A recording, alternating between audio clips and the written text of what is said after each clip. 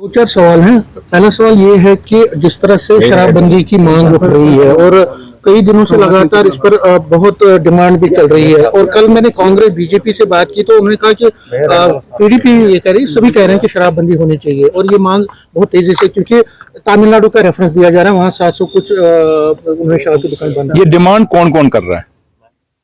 सभी जो political party, कोई सभी नहीं कर रही, पीडीपी और बीजेपी कर रही है। आप सीधा बोलिए कि बीजेपी और पीडीपी डिमांड कर रही है कि जम्मू कश्मीर में शराबबंदी होनी चाहिए। तो भैया 11-12 साल उनकी हुकूमत रही, पीडीपी और बीजेपी की सरकार रही, तो उसमें ये क्यों नहीं बंद किया? उन्होंने कर देना चाहिए था। हमें क्यों बार बार पूछते हैं कि भाई बंद कर दो, बंद कर दो? और दूसरी बात कि आज ठीक है, जब हमारी सरकार 2014 से पहले थी उसमें कितनी वाइन शॉपें थी, एक डाटा आप निकाल दें। और फिर जब 11-12 साल जो 2014 के बाद जम्मू कश्मीर में सरकार रही, वो बीजेपी और पीडीपी की सरकार रही, उसके बाद कितनी वाइन शॉपें खुली? ये जितनी एवरी नूक एंड कॉर्नर पे शराब की दुकानें खुली हैं, आप देखें कितनी खुली हैं। आज हालात ये हैं कि एक वक्त था जब 2014 से पहले जो उमर अब्दुल्ला सरकार थी, कांग्रेस के साथ कोलिशन में थी, उस समय ये एक रूल था कि 500 मीटर मंदिर के पास, किसी रिलीजियस जगह के पास या एजुकेशनल इंस्टीट्यूशन के पास ऐसी कोई जगह थी जहां बैन किया था कि उसके पास में कहीं शराब की दुकान नहीं खुलेगी। आज आप देखें कहां कहां शराब की दुकानें खुली। ये पूरे जितने भी आज जो आउटलेट जो हैं शराब के, आप मुझे बताएं किसके दौर में आए? वो लोग जो बीजेपी आज खप डाल रही है शराबबंदी के लिए, वो पीडीपी जो खप डाल रही है शराबबंदी के लिए। इसलिए आज मुझे लगता है कि ये जो बात उछाली जा रही है, ये वो लोग जो बार बार ये कह रहे हैं शराब को बंद किया जाए, शराब को बैन किया जाए, और जिन जिन स्टेटों में बैन हुई, क्या वहां कालाबाजारी कितनी हुई? कितनी का आज क्या उन स्टेटों में लोग शराब नहीं पी रहे क्या? लेकिन फर्क इतना है कि वो एक कालाबाजारी से के थ्रू पी रहे हैं, बाहर से ब्लैक मार्केटिंग बड़ी ज्यादा बढ़ गई शराब की।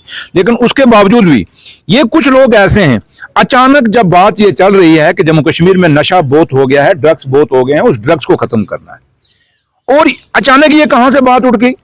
जैसे ही ये बात चली कि जम्मू कश्मीर को नशा मुक्त करना है, ड्रग्स मुक्त करना है, तो नशा क्या है, किस नशे की प्रायोरिटी है हमारी?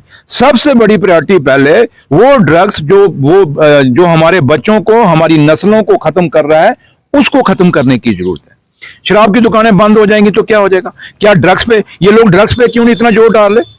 इसका मतलब ये वो कुछ ऐसे लोग हैं जो ड्रग्स से लोगों का ध्यान हटा के शराब की तरफ मोड़ रहे हैं, ताकि शराब की तरफ लोग, पब्लिक जो हो जाए और नशे से फिर पीछा छूट जाए।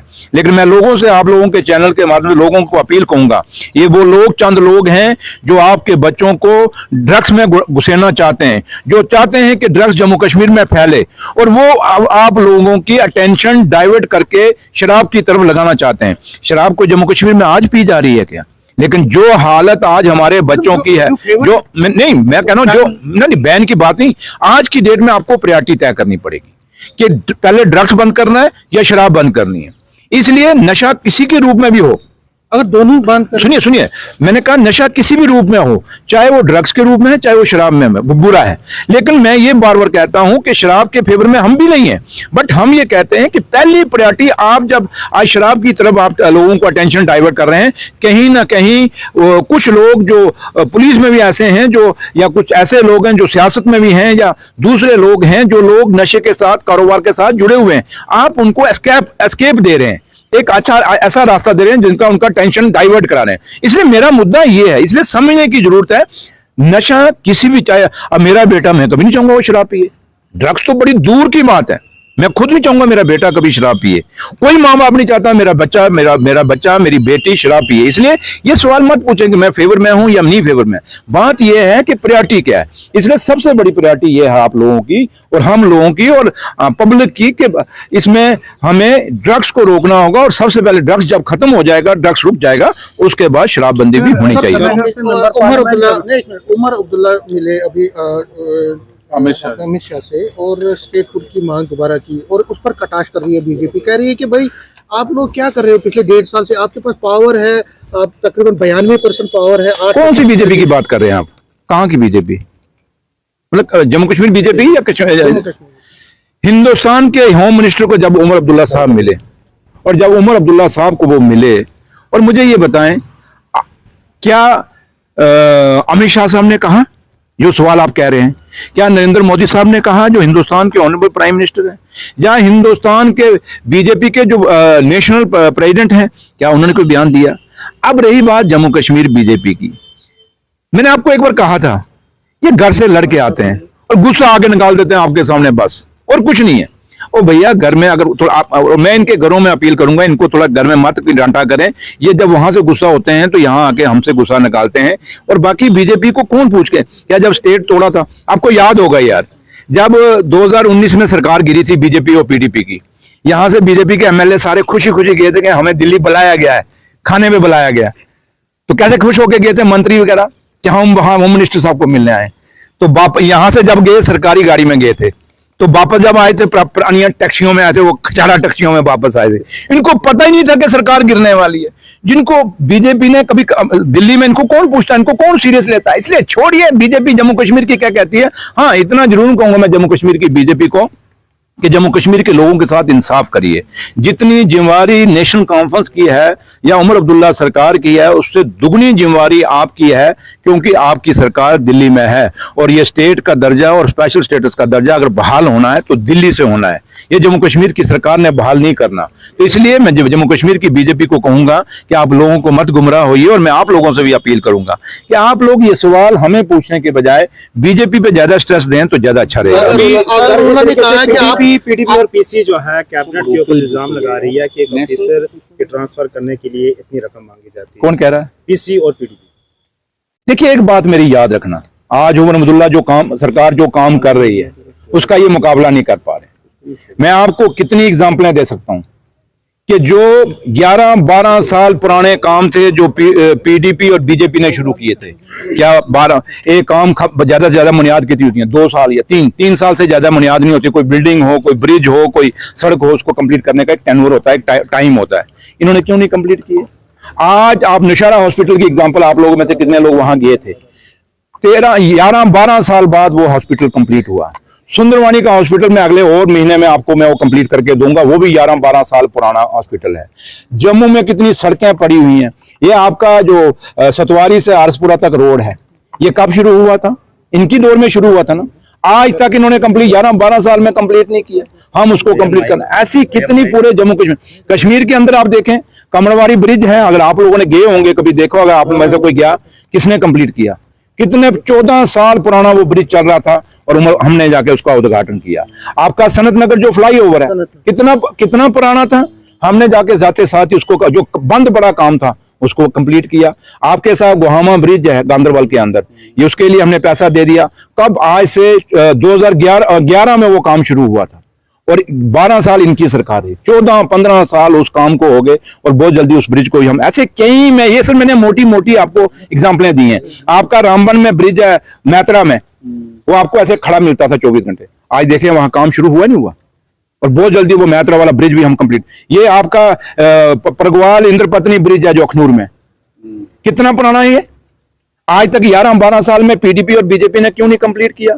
ये जिन भाई साहब की आप नाम लेके पूछते हो, जनाब वो ये कह रहा है, वो फलाना, ये सवाल, वो लोग भी तो मंत्री रहे। सजाद लोन तो खुद बीजेपी में, पीडीपी की सरकार में मंत्री नहीं था क्या? तो इसलिए जब आप हमें ये सवाल पूछते हो, जब आज एक चीज आपको, ये चीजें आपको खुद जवाब देना चाहिए, हमें नहीं पूछना चाहिए। क्योंकि आज जो काम हम कर रहे हैं दुनिया उसकी तारीफ कर रही है। जितने भी काम उमर अब्दुल्ला सरकार, हॉस्पिटल जाए, गांधीनगर, ये आपका जम्मू मेडिकल कॉलेज था, याद होगा जब मैं डिप्टी सीएम बना था, नया नया तो कॉकरोच चलती थी। आज जाइए कितनी सफाई है हॉस्पिटल के अंदर, देखिए कितनी नई मशीनें आई हैं, कितना फर्क। और भी काफी, आप आरसपुरा हॉस्पिटल जाइए, जिस दिन मैं रात को 11 बजे गया था वहां कुत्ते बेड पे सोए थे। आज जाइए रात को जो आरसपुरा का हॉस्पिटल है, देखिए कितना बदलाव है, वहां कमरे खुले हैं, डॉक्टर बैठे हैं, लोगों का इलाज कर रहे हैं। ऐसी मैं कितनी एग्जाम्पलें आपको दूं। अब प्रॉब्लम क्या है कि उमर अब्दुल्ला सरकार जब इतने काम कर रही है, वो जो लोग हैं वो सरकार को मुकाबला नहीं कर पा रहे, हम लोगों का मुकाबला नहीं कर रहे। इसलिए कहते हैं जब किसी का मुकाबला ना करो तो उसको ना कर सको तो उसको बदनाम करो। इसलिए ये बदनाम करने की कोशिश करें, लेकिन जम्मू कश्मीर के लोग जानते हैं कि हम क्या कर रहे हैं। और इतना मैं जरूर आपको कहूंगा कि हम एक बात याद रखना, ये जितना मर्जी हम पे इल्जाम लगाएं, लोग जानते हैं और हमारी इमेज साफ है। इन्होंने, हम जिस दिन से बने थे तब से ये शुरू हो गए थे। रोला मेहदी साहब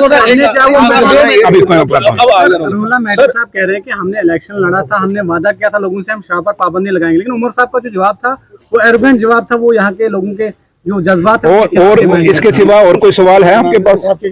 सर एक सवाल है, जिस तरह मोदी जी ने कहा है कि फ्यूल बचाना है, उन्होंने अपने कैवलकेड को भी कम किया है, इवन होम मिनिस्टर साहब ने भी कैवलकेड को कम किया है, तो क्या जम्मू कश्मीर में भी जो देखिए जम्मू कश्मीर में ये सिक्योरिटी फोर्सेस जो हैं और एजेंसी वो फैसला ले सकती हैं, हम इस पे कुछ फैसला नहीं ले सकते। आपके सामने डॉक्टर फारूक अब्दुल्ला साहब के जो हमला हुआ था जम्मू में हुआ था और एक शादी के अंदर हुआ था। जब इन हालातों को आप देखते हैं तो आप, अगर आप समझते हैं कि उन हालातों के बावजूद हम जम्मू कश्मीर के मंत्री या जम्मू कश्मीर के लीडर अपने, या जम्मू कश्मीर के चीफ मिनिस्टर या जम्मू कश्मीर के गवर्नर या कोई भी है जो अपना मोटरकेड कम करें, तो मुझे लगता है कि ये फैसला आप पे रहा, ये आप लोग सोचें। और सिक्योरिटी एजेंसीज अगर समझती हैं कि हमें कोई रिस्क नहीं, हमें कोई ऐसा सिक्योरिटी प्रॉब्लम नहीं है, अगर वो हमारा मोटरकेड कम करना चाहते हैं तो हमें कोई प्रॉब्लम नहीं, हम कभी भी नहीं कहेंगे कि हमें फालतू का मोटरकेड दीजिए। ये सिक्योरिटी फोर्सेस का फैसला है,